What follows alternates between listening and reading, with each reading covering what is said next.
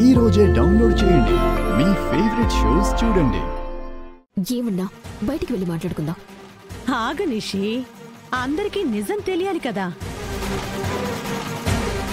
లేదంటే అందరూ నేనేదో కావాలని ఈ ఇంటికి మళ్ళీ మళ్ళీ వస్తున్నాననుకుంటారు. నువ్వేమంటున్నావో మాకేం అర్థం కావట్లేదు. అయినా మా కోడలతో నీకేంటి పని? డబ్బుల పని సుధాకర్ గారు. మీ కోడలు వజ్రపాటి నిషిక నా దగ్గర అక్షరాల 25 లక్షల అప్పు తీసుకుంది.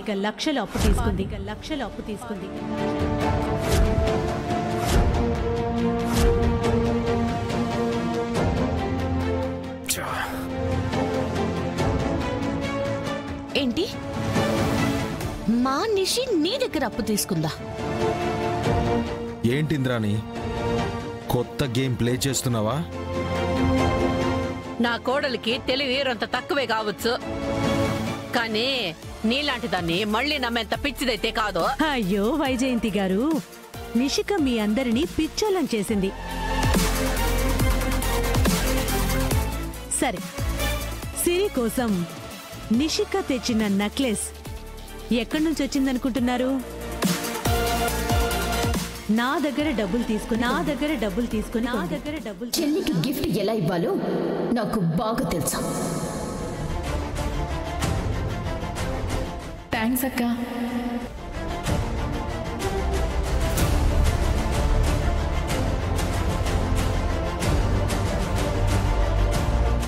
మన దొంగ కోడలా, కొంప ముంచేసుండవు కదే. గ్రానైడ్ కి పిన్ను తీసేసుండవు. ఇప్పుడు కౌశికి ఎట్టా పెళ్తుందో, ఎంత మందిని చంపుతుందో ఎంకన్న సామి. నిషిక, ఇంద్రాణి చెప్తుంది నిజమా? నువ్వు నిజంగానే ఇంద్రాణి దగ్గర అప్పు చేసావా?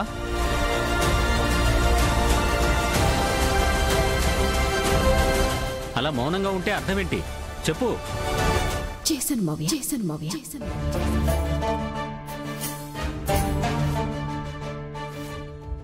అది కౌశికి, నేను ఈ ఇంటికి రావడానికి కారణం నా డబ్బు. అది వసూలు చేయడం కోసం మళ్ళీ మళ్ళీ వస్తూనే ఉంటా. కాదనే అధికారం ఇక్కడ ఎవ్వరికీ లేదు.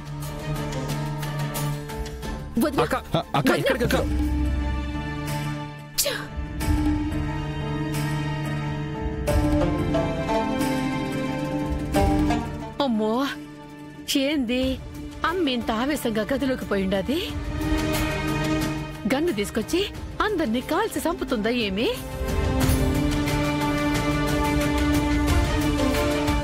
ఎందుకు నిషి చెయ్యొద్దన్న పనిని మళ్ళీ మళ్ళీ చేస్తా? ఇప్పుడు చూడు, నీ వల్ల వదినా ఈవిడ ముందు తల దించుకోవాల్సి వచ్చింది. ఏ నంగ నచ్చి వేషాలు వేయకి. నువ్వే కనుక అడ్డుపడకపోయింటే ఇంద్రాన్ని వదిన కంట పడకుండా వెళ్ళిపోయిండేది. ఆపు నిషిక, తప్పు నువ్వు చేసి జగదాత్రిని తప్పు పడుతున్నావా? అది కాదు మావయ్య. చేసిన ఘనకార్యం సాలమ్మి, రొంతసేపు నోరు మూసుకొనుండు. అసలే ఆ అమ్మి ఏం చేస్తుందోనని టెన్షన్తో చస్తా ఉండము.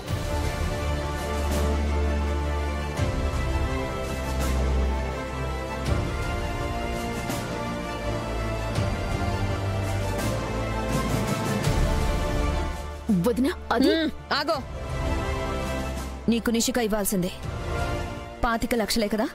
35 లక్షలు అంటే వారానికి 5 లక్షల వడ్డీ.